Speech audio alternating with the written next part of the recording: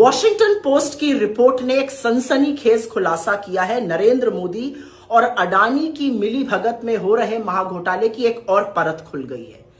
अब जो तथ्य सामने आए हैं वो चौंकाने वाले हैं। नरेंद्र मोदी ने एलआईसी से अडानी को 33,000 करोड़ रुपए दिलाए और यह तब किया गया जब अडानी को कोई कर्ज नहीं दे रहा था। उस समय नरेंद्र मोदी आगे आए और सार्वजनिक जो पैसा होता है, जो इस देश का पैसा है, एलआईसी से अडानी को दिलाया गया।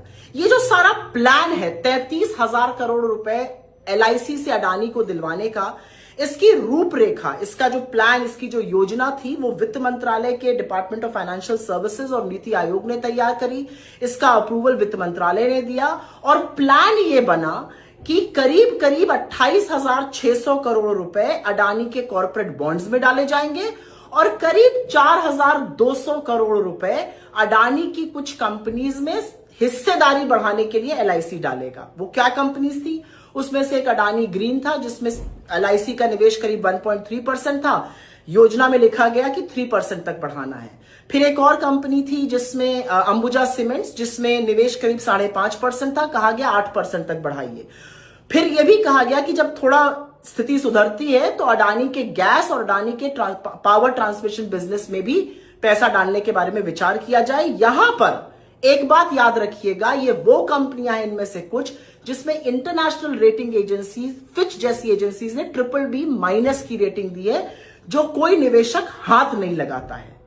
एक बात और, ये जो सारी योजना वित्त मंत्रालय, नीति आयोग, सरकार ने मिलकर नरेंद्र मोदी जी के कहने पर बनाई, वो उस महीने में बनाई जिस महीने में अडानी की पोर्ट कंपनी को अपने मौजूदा कर्ज को रीफाइनेंस करने के लिए करीब करीब 4,920 करोड़ रुपए का बॉन्ड लाना था, मई के महीने में।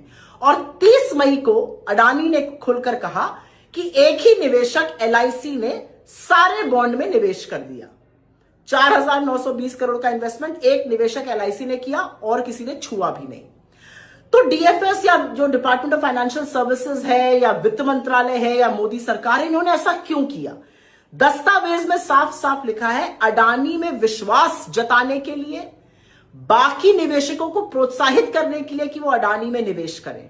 लेकिन सबसे बड़ी विडंबना और सबसे गौरतलब बात यह है कि डीएफएस, वित्त मंत्रालय, अच्छी तरह से जानता था कि अडानी में निवेश करना जोखिम भरा काम है और दस्तावेजों में साफ लिखा हुआ है कि अडानी के सामने चुनौतियां सिर्फ अमेरिका में ही नहीं, अमेरिका से बाहर हैं। उन चुनौतियों में इजराइल की हाइफा एयरपोर्ट में जहां पर अडानी के खिलाफ प्रदर्शन हो रहा था, विरोध हो रहा था, उसका उल्लेख है। उसमें उल्लेख है कि कैसे 47,000 करोड़ रुपए से ज्यादा एलआईसी को नुकसान हुआ अडानी में इन्वेस्ट करने में। और उसमें उल्लेख है कि कांग्रेस जैसी पार्टीज ने एलआईसी का जो अडानी के लिए एक्सपोजर है उस पर सवाल उठाया है, सार्वजनिक धन के दुरुपयोग का लांछन लगाया। ये सब जानते हुए भी प्लान बना और इन्वेस्टमेंट हुआ अडानी में। अब यहां पर एक बात गौरतलब है, एलआईसी वो कंपनी है जो छोटे मध्यम वर्ग, गरीब परिवारों के लिए, करीब 25 करोड़ पॉलिसी होल्डर्स हैं, उनके लिए जीवन बीमा करती है। सार्वजनिक धन का ये दुरुपयोग है। तो ये जो 33,000 करोड़ रुपए मोदी जी ने स्वाहा किया अडानी जी के नाम पर, ये बेल आउट नहीं तो और क्या है।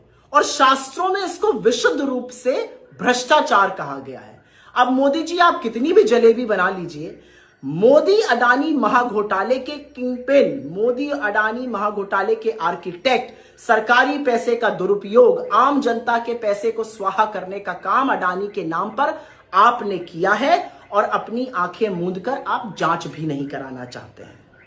लेकिन मेरा सवाल आज उन मीडिया हाउसेस से है कि क्या इतने बड़े घोटाले को देखकर एक शब्द फूटेगा, एक टिकर चलेगा, एक शो होगा, बहस होगी? अगर होगी तो अच्छी बात है, अगर नहीं होगी तो चरण चुंबक कहने पे बुरा न मानिएगा। आपल्या शहरातील ताज्या घडामोडी पाहण्यासाठी रणनीती टाइम्सला सबस्क्राईब करा आणि बेल बटन प्रेस करा, लाईक आणि शेअर करा।